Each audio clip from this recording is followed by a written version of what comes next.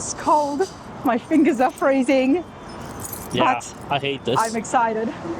This is we're in Cleveland, everybody. Cleveland, Ohio. It is winter, but there's so much here at Street Machinery, and I couldn't help myself. Got to find out more about this guy. Got to check out what's going on inside the shop. Chassis, engines, cars. It's not all about patina at all.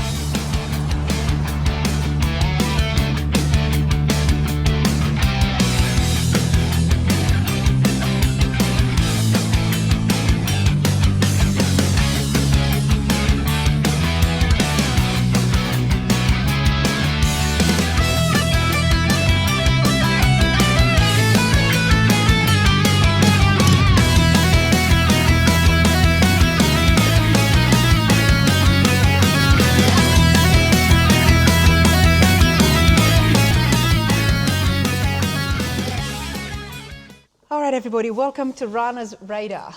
This is pretty special for me. I'm here with Boris at Street Machinery.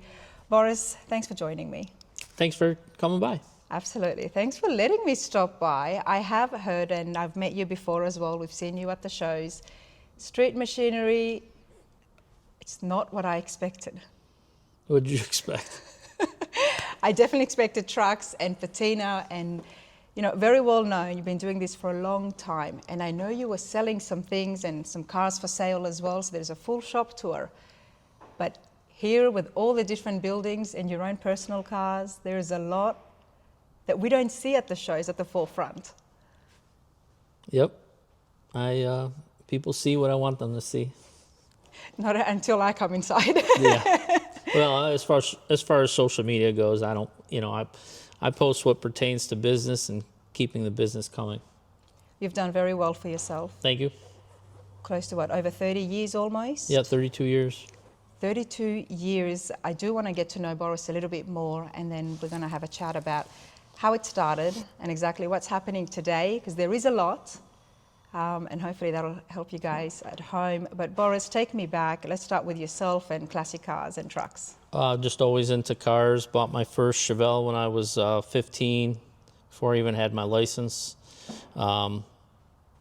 It was not running. Started working on it in auto shop class. I towed it to the auto shop class and rebuilt the car. And just about the time I got done, by the time I was done rebuilding it, I was 18, and then I was already on to the next car. So I bought a Trans Am, which I have now today, 30 some years later. And nearly 40 years later, and I had a auto mechanic's job as a helper while I was in high school. And then when I graduated high school, my boss gave me a big incentive to not go to college and continue working at the shop as a full-fledged mechanic. So I did that till I was 23, and then I opened my own shop. What inspired you to get into cars? I just wanted to be able to work on my own car.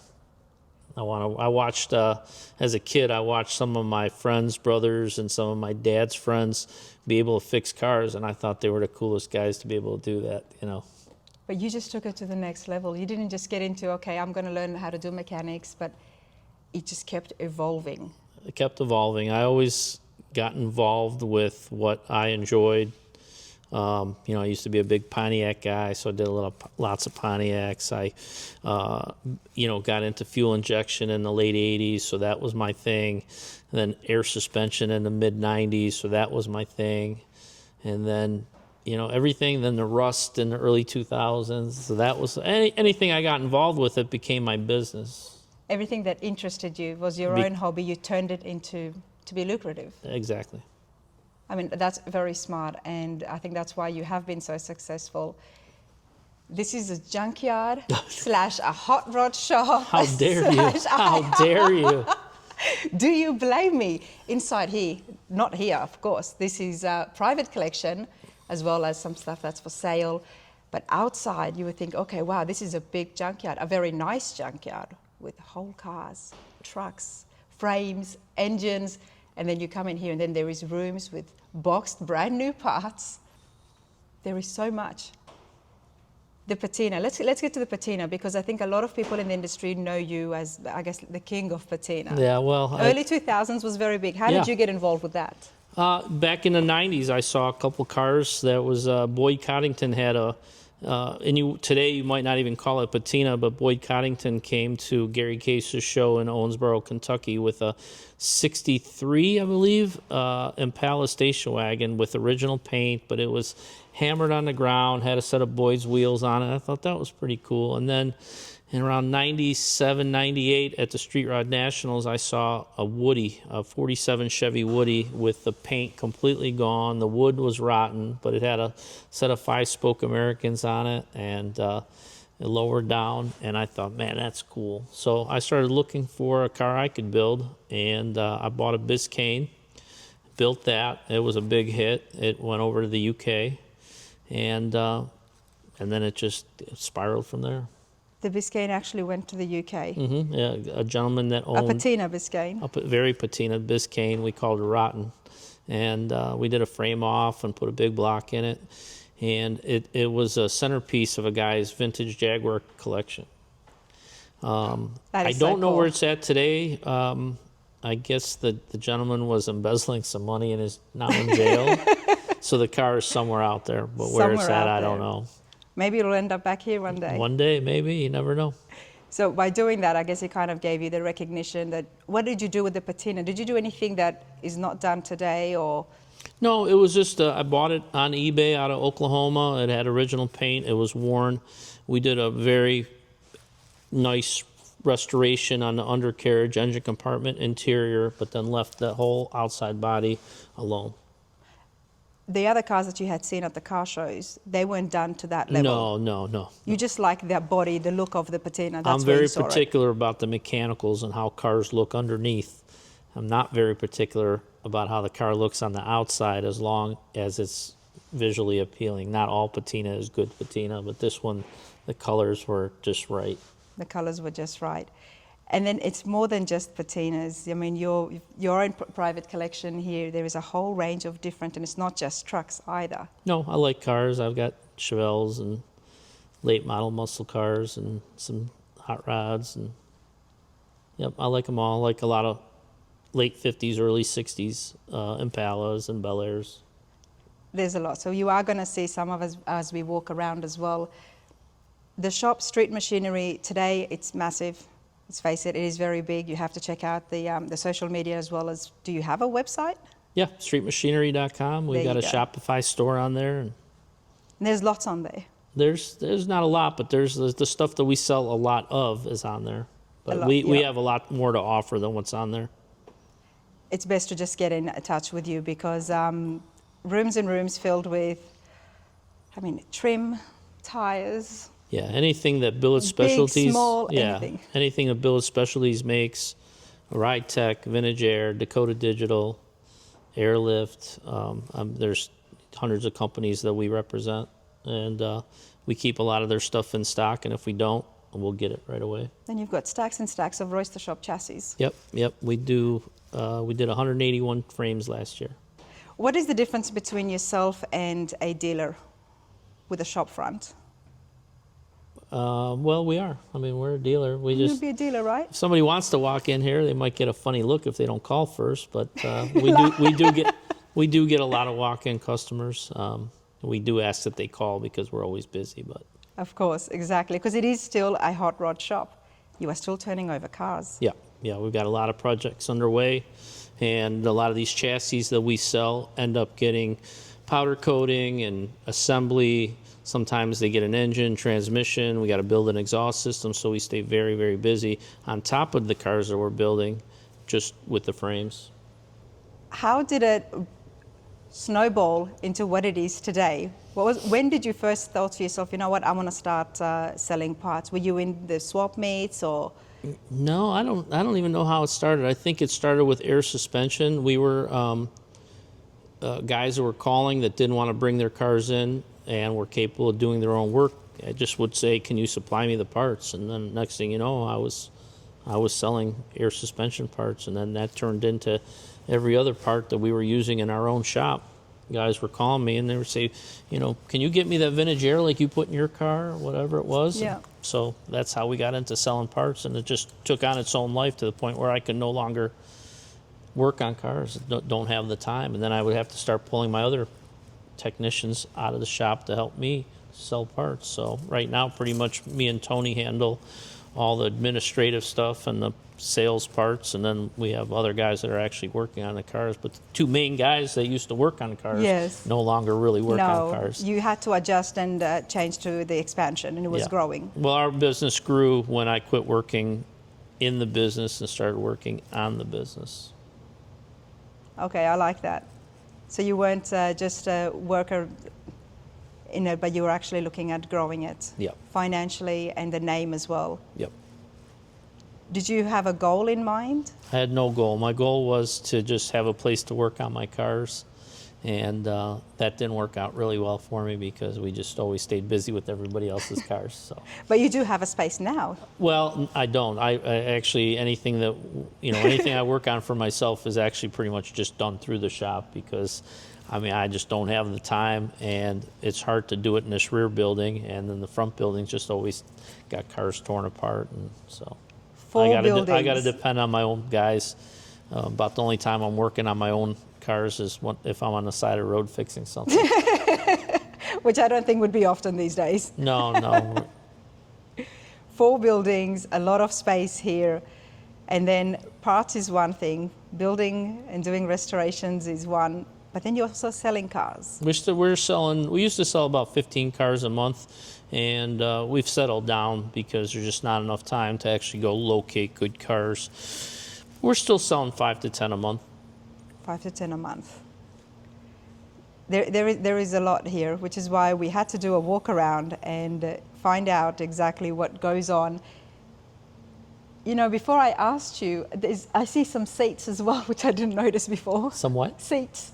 Oh, seats. Yeah. We put a lot of aftermarket seats in, and it's just I don't waste anything, so we've got a lot of C10 and Impala seats up there. Now when I'm asking you about what makes you so different from the dealers, I guess, is people watching this, you have parts that are packaged, and then you do have some that have got slight little damage, and then you've got some that you've completely refurbished and fixed it up yourself, which you wouldn't find at the shop. Yeah. Again, this is a restoration shop, hot rod shop, first and foremost, and everything is pretty much secondary, even though the parts and the chassis have taken a life of their own. But because of that restoration shop, that's why we have, the used parts and the inventory that we have. And the engines. Well, the engine's There's a lot of engines here. The engine's a big business for us, so we've dialed in the retro look that everybody likes when they put one of these modern engines into an older car, and so I get a lot of demand where guys don't want to do the paint work, they don't want to do the assembly, so we'll pull a brand new crate motor apart, give it that retro look, crate it back up, and send it to the end user. With everything inside the shop, machine work, you're able to work on the engines. It really gives you the flexibility to do what you need to do. And yeah, we'll do whatever. Of course, as busy as we are, we do pick and choose. Obviously, we can't work on everybody's stuff. We have some wonderful customers that bring us, as soon as we finish one car, they bring us another. So it's hard to take on new customers when you're booked that far out. Let's talk about the cars. I couldn't decide what was for sale. I mean, I couldn't, what's for sale, what's not for sale. Everything is mixed in. Yeah, we just put them wherever. Like I said, we've got trailers outside still full of cars that we can't unload because we don't have a place to put them. So. And it didn't make your life any easier by a recent, or still recent, discovery that you did. Oh, in Illinois, yeah, we bought 28 cars and 8 trailer loads of parts. Yeah. So, yeah. That was an adventure. It was an adventure. 20 days, 4 guys, 8 trailers, and 28 cars, and I'm glad it's over. It was a lot of work, but we did good, and, on to the next one. Let's talk about when you first went in and opened up that building. Yeah, I just didn't know where to start. We weren't prepared the first trip we made, and after 2-3 days, we just gave up. We said we got to have a plan and come back more prepared. And the next trip we were more prepared. We had a lift gate, we had more equipment, we had things that we needed that we didn't bring on the first trip. And you had no idea what was waiting for you? No, I didn't know what it was going to take. I know it was a 6,000-7,000 square foot building, completely filled, rafters. Every car was jammed full of parts in between each cars, parts on the roof, on the hoods, on the trunks. And 4 guys did it. We probably could have used 40. 40, well, there was a lot there. What was some of the most rare stuff that you found? We found a lot of, believe it or not, air conditioning vents for 50s and 60s cars are worth a fortune. We found a bunch of those. We actually had we found some, I forget what they're called. They're spotlights, the lowrider guys like. I can't remember what they're called, but they fell out of a trunk of a car and they were worth about $6,000. Wow. So something that small as well. Yeah. There were whole cars in there, Boris. Yeah, there was 8 cars, mostly Tri-5 Chevys. There was a couple of 62 Bel Air bubble tops, 62 Impala SS, 67 Impala SS, 4 Nomads, a couple of Tri-5 station wagons, Riviera. I can't remember. It's 28 total. I think the awesome thing is that because so many people know you and they know what you do, and thanks to social media, you were selling things as you were discovering them. Oh, yeah, yeah. On the spot. On the spot. Anything that looked rare, I'd take a picture, make a quick post, and within minutes I would have people contact me. How much? And I think we sold $20,000 worth of parts while we were still there. One of the things I asked Boris before I turned the camera on is, I said, how do you manage the place when it comes to inventory and just keeping track and with so many parts? And what was your response? Please share it. I have spreadsheets. I look to see what's sold, how long it took to sell, when the next part is coming, and I just try to configure in my mind what it's going to take to sell it. Make sure I have the resources to buy it or get it ordered. That's what I do. It's all in my head. It's AI that I created in my own brain. Yeah. You love vintage things, and obviously you love the classic cars and trucks. Are you more of a truck guy or are you more of a car guy? I love them both equally, yeah. And then you've got modern day cars. Yep. Sports cars. I've got some Corvettes and some other cars. Tell me about the Lamborghini in the back. It was a goal of mine to be able to buy a Lamborghini. I've had a used one before, but it was a goal to order a new one, and I had bought a couple of commercial buildings for storage down the street that were really good deals, and I had a company in a cannabis industry cold call me to see if I would sell it to them and offered me a good profit over what I paid. So I said, if this deal goes through, I'm just going to take the profit and I'm just going to go order a Lamborghini. So that's what I did. Good for you. Congratulations. That's awesome. I absolutely love it because you started right at the beginning. You went to school, you started inside a shop, and you're building an empire for yourself. You really are. It's a place to go every day. It's a heck of a nice place. and enjoy what I do. I do have a smile on my face every day when I drive to work. I love that. And that's why we had to just sit here somewhere where you could really get the vibe. And usually I sit in the office or we're just walking around. And we did walk around, and I'm trying to film as much as I can. But for the first time, I'm really overwhelmed. And I was quite speechless as well. So I'm like, what do I ask about first? Let me check this out. There is just so much here. And it's a lot. It's a lot, Boris. It's more than just a restoration shop anymore. It's turned into, the parts sales, and it's. I never expected it to get this big, and I'm happy it did. And I was hoping that one day I'd retire, but I don't think that'll ever happen. Oh, that's not happening anytime soon. And why would you? It's way too early for that. Outside the yard, let's talk about that. And they're all out there in the snow. Mm-hmm. I mean, we're here in Cleveland, everybody. It's snowing like crazy right now. Yeah. So a lot of those cars are sold. They were part of that deal from Illinois, and one gentleman came and bought the remaining cars.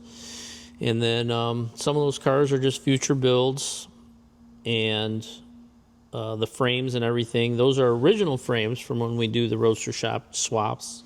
We have original frames, and there's a market for those as well. There's guys that, will have a bent frame or a rusty frame from a C10 or a 55 Chevy or an Impala, and they don't want to go through, all the challenges of replacing to a modern frame. They just want an original, so we can help them with that as well. You're quite innovative when it comes to chassis and parts. Dozens and dozens of Roadster Shop chassis. Obviously best chassis on the market right now, and their lead times are a lot shorter now. But I guess if someone is looking to get a chassis tomorrow, immediately the street machinery would definitely be an option. When did you think to yourself, okay, there is chassis, Roadster Shop is a great product, what they've made and the engineering behind it, it's awesome. How about I just buy a bunch and then sell it? Go for it. Get your building, put up a couple $1 million, figure out which ones are good sellers. I tell people all the time, I mean, it's a free country. I can't keep anybody from doing what I'm doing. Everything we've ever done, somebody's copied, and we've moved on. The airbag business is not quite as big as it was 10 years ago, but it's still good business for us. The patina business, there's hundreds of guys now building patina trucks. And yep. It is what it is. It's a free country, and everybody's welcome to do whatever they want, and anybody succeeding at what they do doesn't make me succeed any less. So, the frames, how that all started was I connected with Roadster Shop in, I think, 2014 when a good friend of mine became outside sales for Roadster Shop and happened to be in Cleveland, stopped by, and he said, I can get you a dealer profile and you can start moving these chassis. I said, it's going to be tough to sell a frame. At the time they were maybe $10,000 to $15,000, and I said, I'll try. I'd like to have one for myself, though. He said, well, let's get one ordered. So I ordered one for my C10 pickup. It showed up, and then somebody said, I'd like to get one of those. I have the same truck. And I said, well, I'm not ready to start on mine. I'll just sell you this one. And I ordered another one. That one showed up. Same thing happens. So you can have this one. I said, I'm not waiting a year to get my truck done, so I'm going to order two. Yeah. I could sell one, and well, guess what? That's exactly what happened. So I said, well, I better order one for a newer C10. I better order one for a Camaro. I better order one for a Chevelle. I ordered one of each. They tried to talk me out of it. Phil Gerber said, I wouldn't do it, man. He goes, we try to stock them. He goes, it's always we always choose the wrong one. I said, well, listen, I'm willing to do it. Worst comes to worst, I can't sell it. I'll just buy a car, and I'll put one underneath the car myself. There you go. And then it's never slowed down since then. I think in 2000, we probably sold 20 chassis, 2001 maybe 40, and then, I'm sorry, not one, 21. 21, yeah. And then 22 is when it really picked up, and 23, and then 24, I think we did close to 100, and then last year we did 181. You'd be their best dealer. Yeah, I think we're really kind of the only dealer. The only dealer. I mean, there might be somebody buying 3, 4, maybe they specialize in Corvettes, so they might buy 3, 4 Corvette chassis or something like that. I don't know that for a fact, but I don't see it happening. I don't think anybody's crazy enough to, pick up a building this big, put in, have cranes where they can move the stuff around. And then, what it took financially we own all these chassis. They're not financed, we own them. And you can do the math real quick in your head. It took a lot of money, and it's been over years. Luckily we're moving them fairly quick, so we don't have a ton out. But we have a ton out in the chassis that are ordered that aren't even here yet. Yeah. So this is just a drop in a bucket for what we have in stock. It's the chassis that we've got coming, that we've already put money on. Wow. But you've got faith in the fact is that you are going to be able to turn these over. I'm either going to make it in the chassis business, or I'm going to lose it in the scrap metal business. One of the two. One of the two. But what I do appreciate is the fact that these chassis can be so customized. That's why a lot of the parts, some of the parts are not on.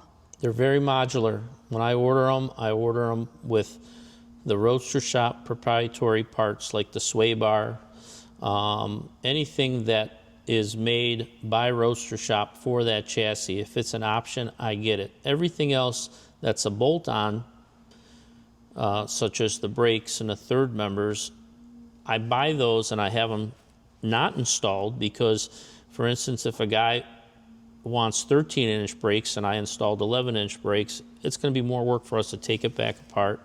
So we just don't install them. So if a guy comes in and buys a chassis, he just tells me, give me 14-inch brakes in red or give me 11-inch brakes in black. We just grab the box and it goes with the chassis. If we're doing the install, then we'll install those parts. And he literally means just grabbing the box from the shelf of the dozens of bare brakes, that boxes that are just sitting there. It's Bare not brakes, about you now yeah. going and calling and Yeah. waiting for them to come in. Yep. It's very convenient. It is convenient. It's convenient for us and it's convenient for the consumer. Start off right here, you know, okay, find out, do you have a transmission? Yeah, we do have transmissions, Yep, right here, take your pick. We keep Tremec transmissions in stock and we keep Gearstar automatic transmissions in stock, all of them. All of them, and of course, like I said, the engines. And one thing is that the engines, you can modify them. You can break them down, build Yep. it up. If you want a factory crate engine the way it came, we don't even have to uncrate it. If you want it painted, you wanted a retro look air cleaner, we can do all that. Love that. I absolutely love that. But what you do, and I said to you before when we were walking around, and you said, don't call me that. I said it in a good way. I said, if hoarders had the same business-minded mentality that you've got, they would be so much more successful, because you do have to have an eye to say, you know, I'm going to pick something up and this is going to be profitable, or this is good to have because I know I'll be able to make something from it. Everything that you have bought, all of these rooms, all of these parts, we've got boxes, like I said, new stuff, as you can see through the footage, everybody, you've got it for a purpose, to sell it, flip it, and make money from it. Absolutely. I mean, that's what we do. I mean, you can't sell from an empty cart. You can't build a business on something you're gonna do. You have to have the product. But there's a massive shop, and even on eBay. eBay is huge for you. Yeah, we've got an eBay guy, and we call it our garbage disposal. It's all our leftover parts, and it's pretty big business for us. Even the stuff from the Rockford collection that we didn't sell, he started listing those parts, and they sell literally every day. Yeah, because I mean, the amount of stuff that was there, besides the big stuff, the small stuff, your garbage, someone else's treasure, a part that someone has been looking for, a trim part, a small, you know, you mentioned before the window trim on the top of the Chevys. The vent window for convertibles, yeah, there was hundreds of them. Hundreds of them. Hundreds of them, yeah. One of the items that we sold recently on eBay was an accessory, a GM accessory litter bag. It's literally a litter bag where you put garbage and you hang it from the dash of your car, but it came in a GM box and it said GM accessory on it, and it brought $1,600 on eBay, and it sold like in 48 hours. For which cars? Just any GM it would go into? It's just an accessory for a GM car. You can hang it from any dash, and it had never been used. It was still in the package, and they made them in two different colors, gray and pink, and I found out later that if it had been the pink one, it probably would have been worth over $2,000. Because it'll be a collector's piece. I mean, Yeah. I've never seen or heard of it. Yeah, litter bag. I never did either. If somebody came up to me and offered me, I was thinking cats. yeah, if somebody offered me $50 for it, I probably would have sold it. But my eBay guy says, hey, you know, this thing is worth like thousands of dollars. Wow. So he put it on for $2,000, and in 48 hours, somebody sent us a offer for $1,600, and we let it fly. What was the most expensive thing that you found? So far, out of the not including the cars. In Illinois, yeah, the parts-wise. The parts-wise were those mirrors, $6,000 for the two mirrors. The spotlight mirrors. Yep. Wow. Should we take a walk? Sure, certainly. Let's do that, everyone, and let's find out and check out the Trans Am, because I believe that's here as well. Which one? Your one. Oh, the my first high school? one. Yep. Yep, your high school one. Yep. A major cleanup in the spring. You've said that now a few times, Boris. Yeah, need to. You're going to need to get more shelving, and obviously not in here. Yeah, there's a few cars in here don't need to be here. I mean, right now we just got a shipment of like 400 gunny wheels, so we got pallets and pallets of the gunny wheels taking up 400 space. gunny wheels. Yeah, every chassis gets 4 wheels, and then a True. lot of the stuff that we're working on gets wheels. And then every time we ship a stack of chassis from Roadster Shop, the bottom chassis gets 4 wheels. So yeah, we go through a lot of gunnies. How much space do you have here? Between our 4 buildings, we have over 40,000 feet. Okay, and what about the land size? Well, this is on, I think this is on a little bit over 2 acres between these 3 buildings. It's almost 3 acres, I think. And our body shop is small. It's only about 5,000 square feet, 4,800 square feet. I didn't see the body shop yet, have No, because it's 1 block over. It's one block off, there's more. Yeah. Okay, what do you call this room? This room is just my stuff that I drive in the summer room, kind of, and overflow chassis and new deliveries. Like the gunnies just showed up Friday, so we just stuck them where we could. And oh, here's the Trans Am, everybody. So have you done some work to this? No, it's all stock. Now, when I was in high school, I did. I rebuilt the engine and put headers on it. It's all back to stock now. But when I was in high school, it was, I blew the engine 1 week or 1 month after I bought it. And it's the first engine I ever rebuilt. This right here? Mm-hmm. How did you blow it? Spun bearing. Yeah. And you built this in high school. Obviously, so many years on now, you've got more skills and stuff. When you look at it, what do you think about your work as a right at the beginning? I was a hack. I painted the engine yellow with the blue valley coat. It looked like a clown engine, but that, I was young. But dumb. it ran still. I mean, no, it ran and everything was fine. I mean, the work was okay, but the style was horrible. I painted a Pontiac engine bright yellow and got chrome valve, like Urson valve covers, and yeah, it was a mess. A Holley double pumper it's all back to original now. That's how this car should be. So. But the fact that you got this and you worked on that engine when you were right at the beginning. Yeah. I bought it when I was 17 or 18. And then you've got another Trans Am there. Pardon me? You've got another Trans Am there. Yeah, this one's got a Roadster Shop chassis. This one's all patina. This one's going to stay like that. We're going to put an LS in it. It has an LS now, but it's just mocked up. What makes your patina style different from, there's so many now? I don't know. So some patina's got a better look than others. It's all in the eye of the beer holder,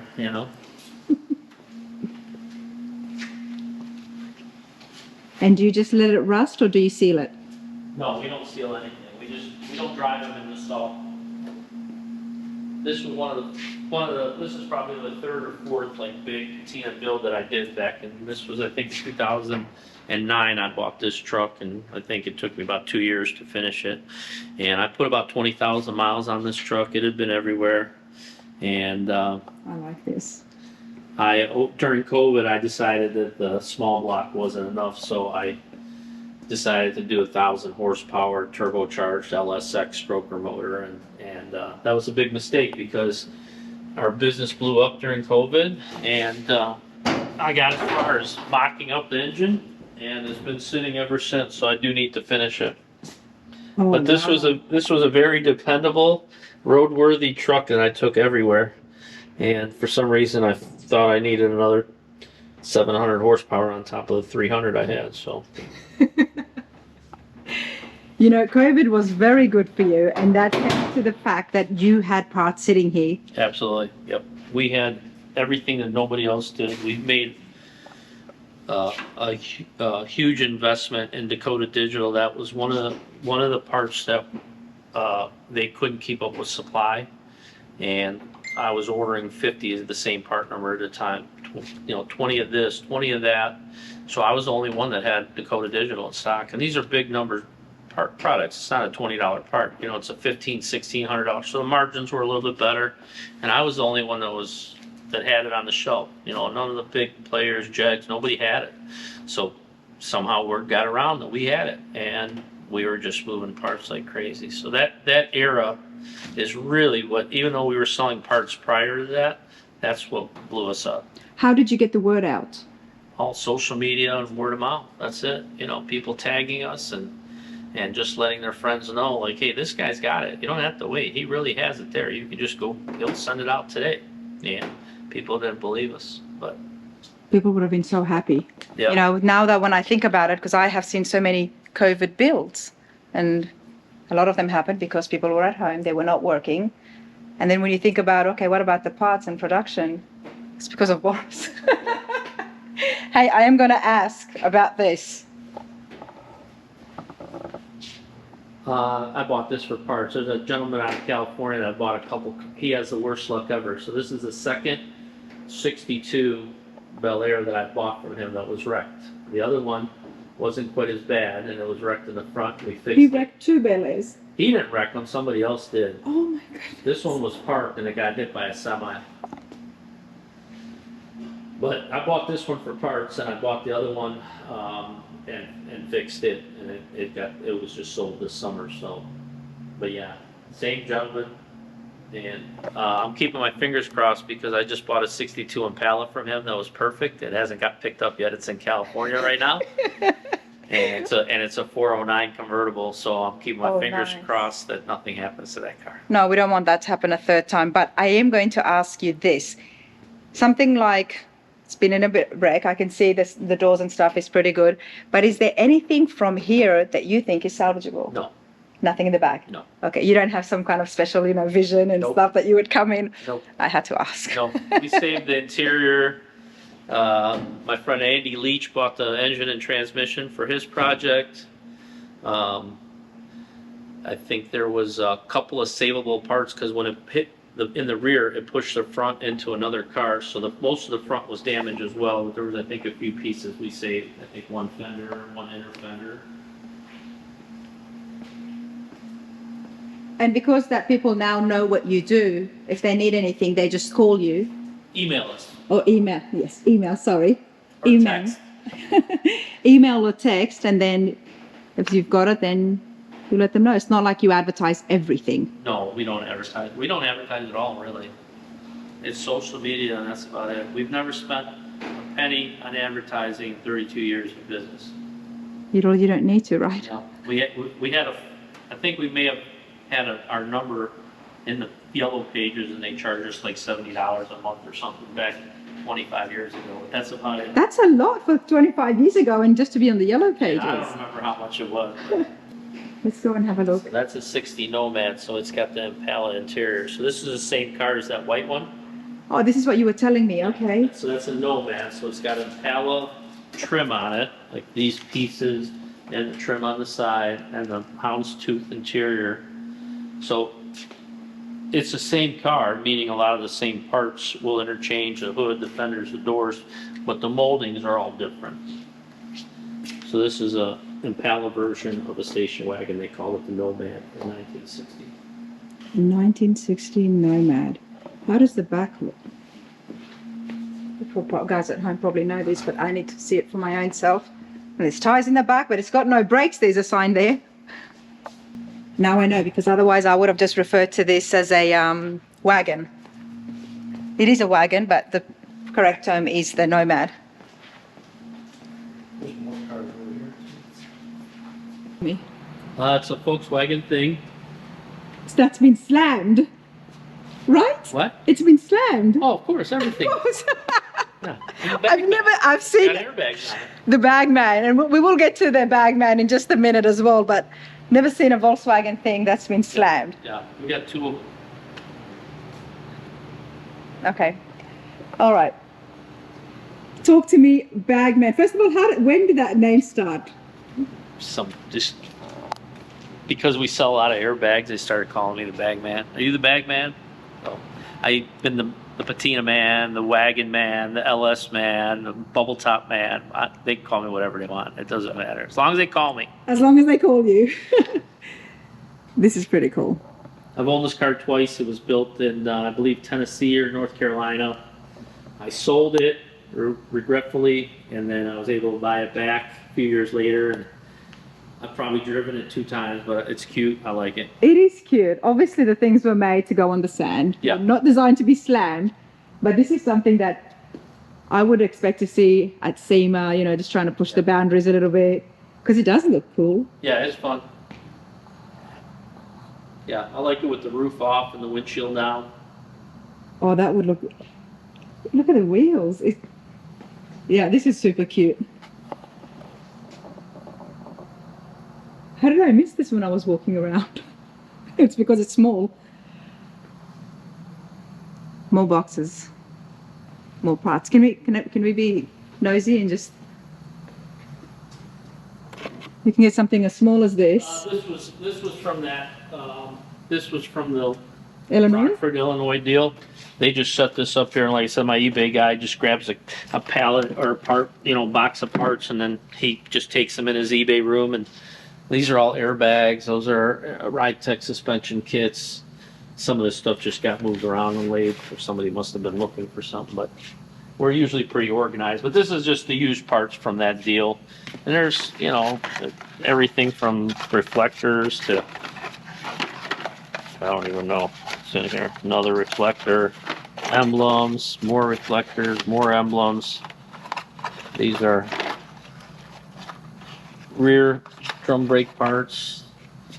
8-pillar covers, look like probably a 63 Impala. And there were things that were actually inside their boxes. Oh yeah. The parts. Oh yeah. Hundreds and hundreds. I mean, we probably brought 300-400 of these crates, and each one was filled with parts. And then those boxes, there was 200-300 of these beer boxes, and each one was just filled with all kinds of parts. Like we'd open one box, and it would have 20 59 Impala AC vents. They're worth $450 a piece, and there'd be 20 of them in there. So you just never know until you open them up. So when we were bringing stuff out of the building to put in the trailer, I'd peek in the boxes, and my guys were yelling at me, "Just bring it in a fucking trailer!" It would have been so exciting. I wanted to put them aside if there was really valuable. If it was a really valuable box, I wanted to put it aside so it wouldn't be buried in the trailer, right? Or we wouldn't get to it for another year. Right. I mean, it would have been just so exciting and overwhelming, just opening up box after box. Something like this. Just boxes and boxes. Just a box of distributors in here. A box of tune-up kits. And look, that one even has got plastic wrapping on it. Yeah, and they're brand new. Yeah, he had a lot of new parts in there too. You did get lucky, Boris, because you had mentioned to me that you weren't really looking. Then coincidentally, you were on your way to Illinois. You thought, okay, I'll stop by. Yeah, I was heading to Rockford on business, and a gentleman called me the night before to try to work a deal, and I said, well, I'll come look tomorrow. And I didn't tell him I was heading that way, but I did. We showed up. I was overwhelmed just looking at everything, and never made an offer, and left and told him I'd think about it. Contact me a few days later, try to work a deal, and I said, I think I still have anxiety from being in that building. I think I'm going to pass. And then the price kept coming down until... You have such a good poker face in that case. Until the anxiety went away. And then that price was too good to have anxiety. So I bought it. Wow. To be able to contain yourself and, you're seeing all this and you're saying, yeah, okay, yeah, I'll think about it. Yeah. That's pretty cool. Tell me about this Corvette. Is this for sale? No. So this is another one I've ordered about 4 or 5 chassis for, and I keep selling them. But this is a 59, 283 dual quad, 4-speed. This is a running driving car. I drove it for one summer until it got buried. And it's been sitting here for about 3 years. But I did order a Roadster Shop chassis for it, and I keep selling it. So I've got like 4 on order now, so hopefully one will sell. One will be yours. And then you've got a finished. Yeah, this is a 54. This is restored. I've had it a few years. Don't really have it advertised, word of mouth kind of thing. I haven't had much interest in it. This one might get a chassis too, I don't know. But this is for sale? It is for sale. It's got some Bloomington awards, and they're restored about 25, I think in the 90s. Very nice car. In 54, this was obviously way before the fuel injection that happened in 57. No, this is a 6-cylinder with the 3 carburetors on it. This is all original how it would have came in 54. This was before the V8 came out. That's right. And you said it's actually got some Bloomington? Yeah, there's some awards inside. There's a folder with all the awards and the classes it was in and the certificates. And how much would you want for something like this? $90,000. 90,000. You know your cars and you know the market as well.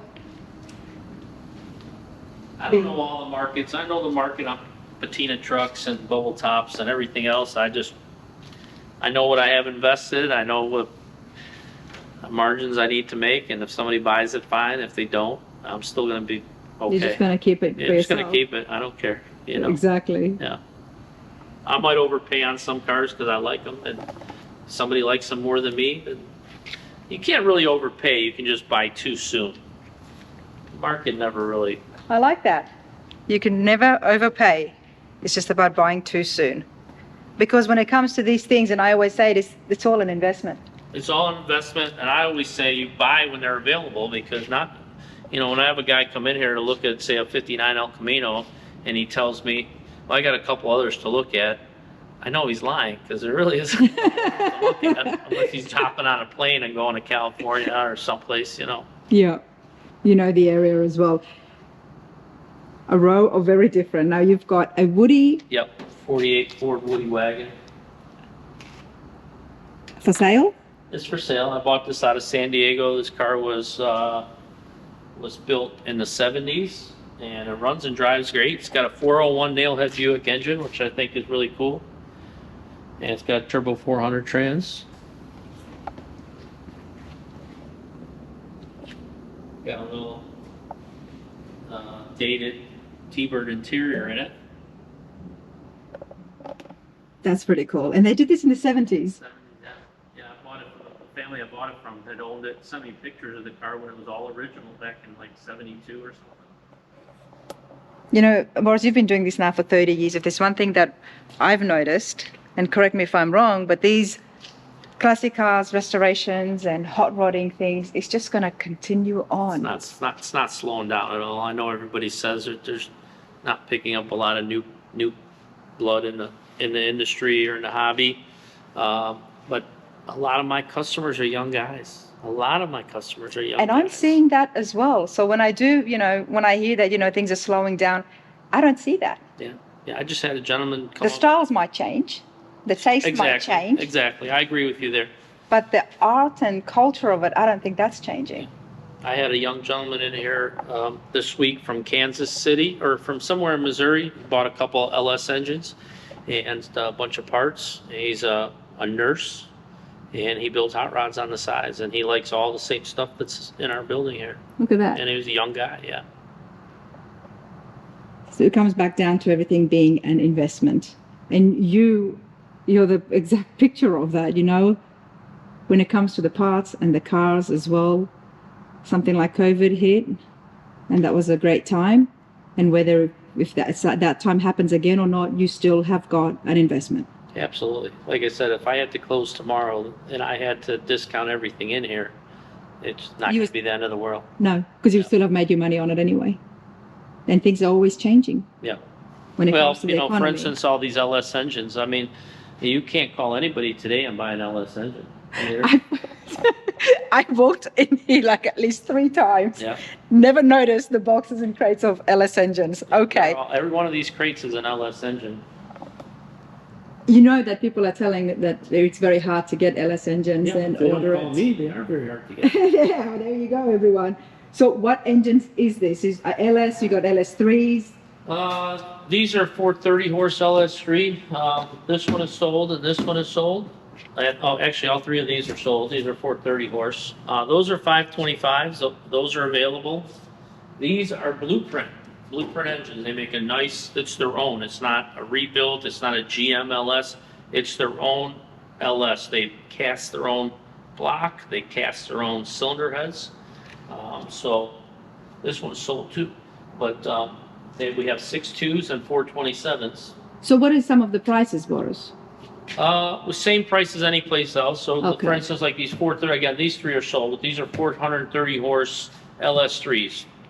Every retailer sells them for the same price. So I think You these are don't like, mark it up because you've got it and they don't. I do not whatsoever. If anything, I Like that. discount it a little bit. I round the numbers off. So for Yeah. instance, this engine is $10,317. I 10.3 just makes accounting easier.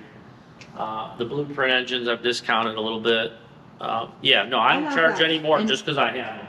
Exactly. And that's what, that can happen. Yeah, well, People have done that. I had LT4s. I was able to pick up a couple of LT4s, but I had to pay more than GM's retail price. So obviously I can't sell them for that because I personally had to pay more from a GM dealer Right.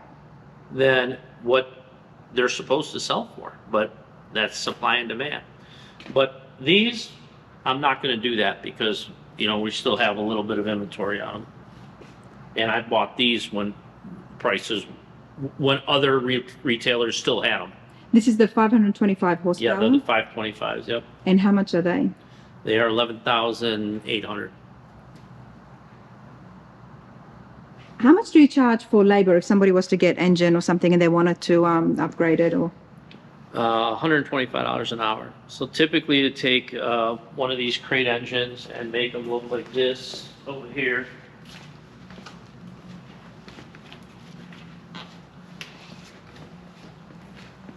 We take them down to long block to paint them. And then add the intake and the fuel rails and the valve cover adapters, install a pulley kit, paint everything, hard line the PCV system and like the fuel crossover. Usually have about 20 some hours invested in that.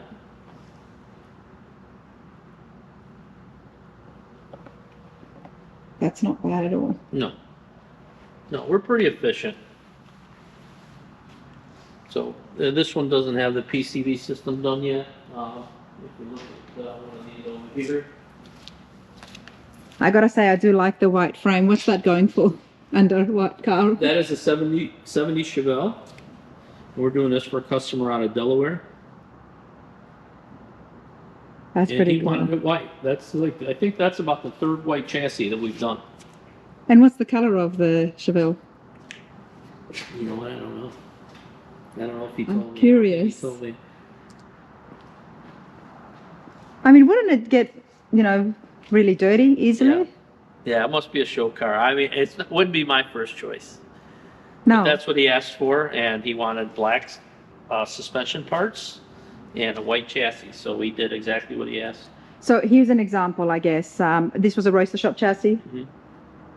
You got it without the bolt-on, without the Yeah, the so rear he end, and chose 13-inch red brakes, so we added those. He chose a 350 gear ratio, so we gave him the third member with the Eaton Posi. He wanted the fuel system made up, so we made all the lines, and we made a junction or a bulkhead through the frame for the fuel line to go through.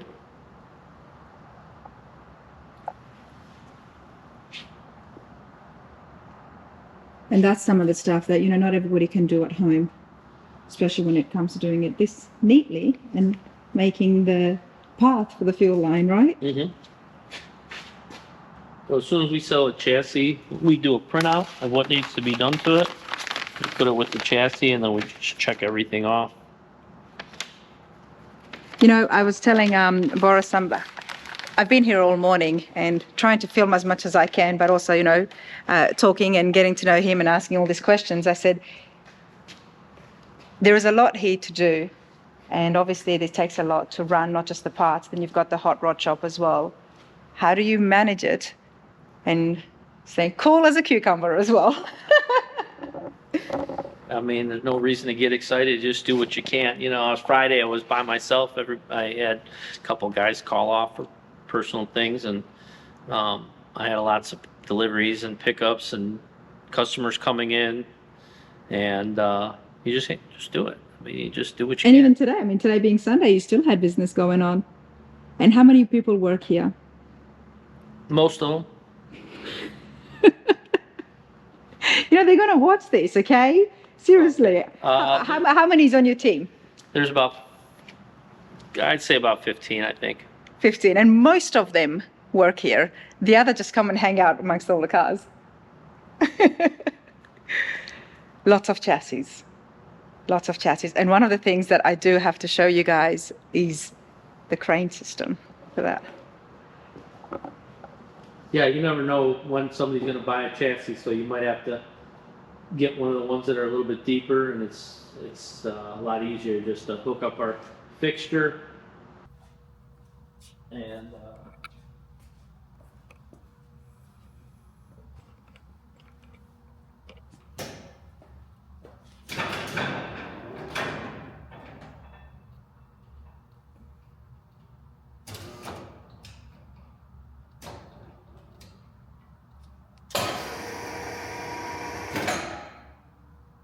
pick up the chassis, pick it up. Wow. So we can move any of these chassis within minutes. And we've had guys just show up, no phone call, no anything. Like, we want to buy a chassis, and it'll be like the bottom one. So that's an actual crank machine that exists, and you. Yeah, there's 2 cranes already in here.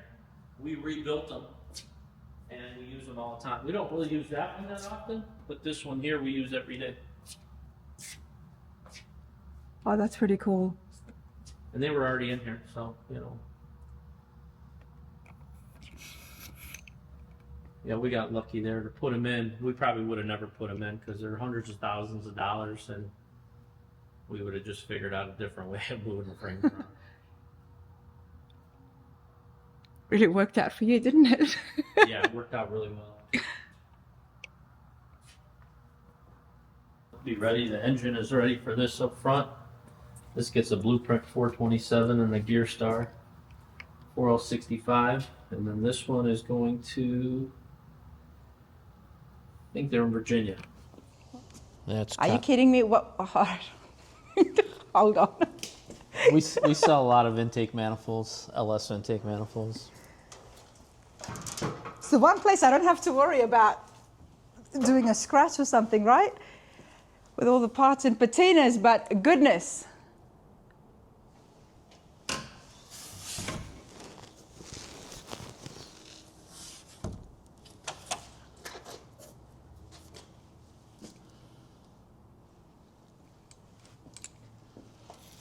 This is nuts.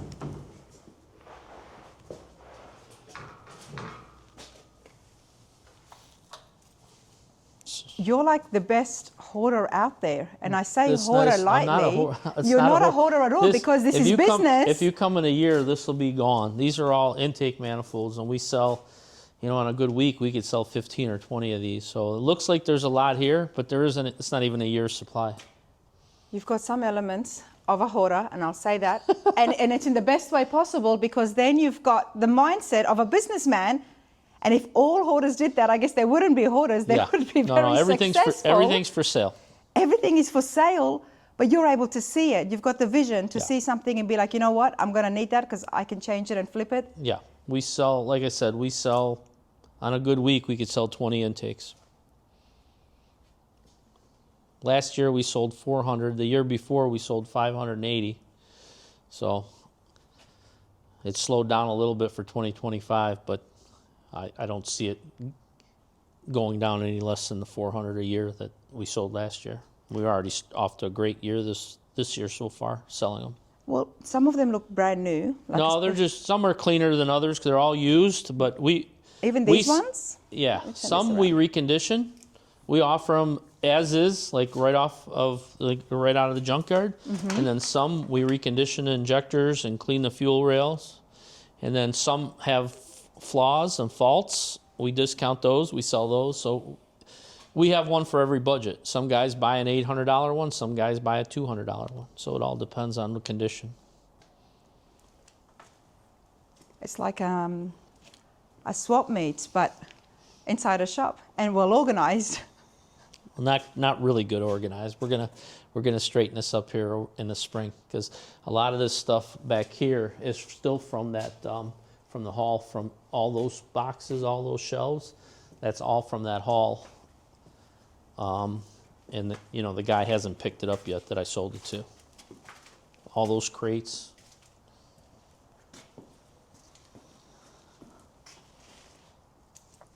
And you've got trim here.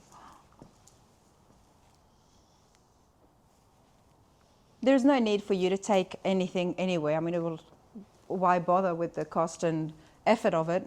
when people can just contact you and pick it up from here? We I'm just- talking we- about like a swap meet or a car show. You Yeah, don't no, need no. to do I did a that. swap meet one time. We did really well. Yeah. The last trip to Rockford, we loaded one trailer specifically with Tri-5 Chevy parts because I was leaving Rockford and heading straight to Bowling Green. We unloaded everything. I didn't even unload everything. I unloaded half the trailer.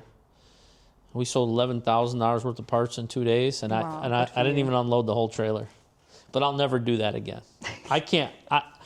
When I tell a guy $20 and he tells me how about 19, I just can't. I can't do it. That's what I'd rather just give it to him for free, you know. It's always a lot of fun at the swap meets, isn't it? Good characters. I had fun, but I won't do it again. Got a whole room literally filled with intake manifolds, everybody. Almost new, some used, some faulty, some that have been fixed, depending on your budget and your skills on what you can do. All right, let's check out some of the parts that Boris has made, and now he sells it, right? Yeah. It's not just about finding These things. are just some 3D printed parts that we sell, and again, these are cheap. We're not making any money on these. It's more about helping people because we use them in our shop. You can't buy those anywhere, so we 3D What are print they those. for? They're for 61 through 63 Impala wiring harness junction at the firewall. So you can't buy this unless you buy a $500 harness. And a lot of time your harness is good, you just need these connectors. So we sell these connectors on our website. And then what else? We sell guys that put a 9-inch. Yeah, this is a very simple air ride controls. We don't make this. We assemble it though. We put the gauges in and the paddles and then put all that together. But this is a very, very simple air ride control that we sell. Airbag bracketry for like Impalas. Put airbags on early Impalas. There's all kinds of little brackets. C10 airbag brackets down there. Not C notches. And you, of course, you've made these ones in-house right here. Yeah. And we don't, it'll take us 2 years just to get rid of that whole pallet. But when we do a run of them, we do enough to last us a while. We don't. So this is a drive-by wire throttle body. So it's got a cable going. This one's seized up, but got a cable going. They're all seized up. Jesus, they're all seized up. There you go. And popular billet specialty wheels, we stock those. Not the real expensive ones because there's so many options, but the ones that they do in their cast series, we keep those on the shelf. You sell gunny wheels? You just ordered 400 gunny wheels. Yeah, we sell them too. Yeah. The reason I order so Because many, you can reuse them so yeah, much. the reason I order so many at a time is because they go through droughts where they don't have any, and I can't be without them. I need them. It slows us down. So they'll call me and they'll go, "Hey, we got this many in." I just buy them all just so we have them. Oh, it makes sense. And we don't sell them for we sell them for the same thing as anybody else. So if somebody doesn't have them, you're not paying any more to buy them from us. There you And go. if you come here in person to buy them, I really give somebody a good deal. That's if I don't have to ship them. Or Exactly, anything. Otherwise, right. just go to our website and buy them. Again, they're as cheap as they are anywhere else. Because they're heavy. They're 33 pounds each. Yeah, and there are bigger ones, 40 pounds. Is it 40 pounds? Yeah, I've never weighed. The 45S's are 33 pounds each because we ship them every day. Because I had to ship 4 of mine over to the Roadster Shop. That's how I knew the weight. Now you've got some seats there. Yeah, those are some Impala seats on the left and C10 seats on the right. Is there a bench, C10 bench? Yeah, those are benches on the right and a bench seat and a back seat on the left. And how much are they? Oh, I don't know. They're just cores, something that we would use to build a new seat out of. Because it's very difficult. I mean, you can get the tracks in the aftermarket and the bottom where you actually sit, but the backrest, it's hard to find that as brand new. For a C10? Yeah. Yeah, I never look because we buy new seats most of the time, Yeah. like a Snowden seat, so we end up having cores. So clearly I am looking for a backrest for my bench. I probably have one somewhere.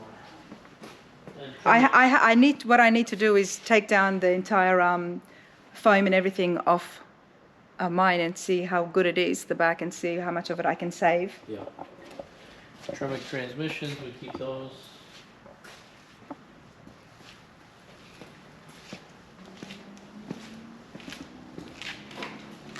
All right, let me get another. I'll get my bag and my battery as well.